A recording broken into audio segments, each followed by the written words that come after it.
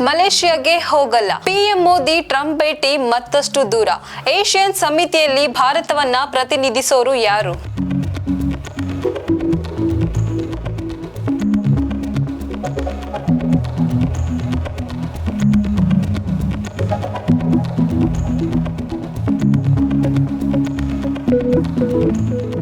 ಪ್ರಧಾನಿ ನರೇಂದ್ರ ಮೋದಿ ಮುಂಬರುವ ಏಷಿಯನ್ ಶೃಂಗಸಭೆಯಲ್ಲಿ ಭಾಗವಹಿಸುವ ಸಾಧ್ಯತೆ ಕಡಿಮೆ ಇದೆ. ಅಲ್ಲಿಗೆ ಮಲೇಷಿಯಾದಲ್ಲಿ ಮೋದಿ ಭಾಗಿಯಾಗದಿದ್ರೆ ಈ ವರ್ಷ ಟ್ರಂಪ್ ಜೊತೆಗೆ ಸಭೆ ಸಾಧ್ಯವಿಲ್ಲ ಎನ್ನಲಾಗಿದೆ. ಹಾಗಾದ್ರೆ ಮೋದಿ ಬದಲಿಗೆ ಭಾರತವನ್ನ ಪ್ರತಿನಿಧಿಸೋರು ಯಾರು?